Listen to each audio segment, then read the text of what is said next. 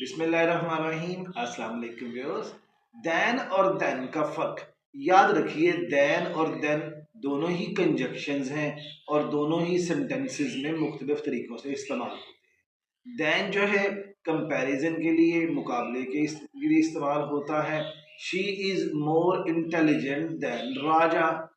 जबकि यूं भी हम इस्तेमाल कर सकते हैं, he is more handsome than any other boy in the class. जबकि देन जो है टाइम के लिए या सीक्वेंस के लिए इस्तेमाल होता है। I went home and then I took meal, या she was very sick then, वो उस वक्त बहुत बीमार थी। My dear students, this was our today's lecture about the difference of then and then. Don't forget to follow, share, click Nadeem English Skills. Thank you.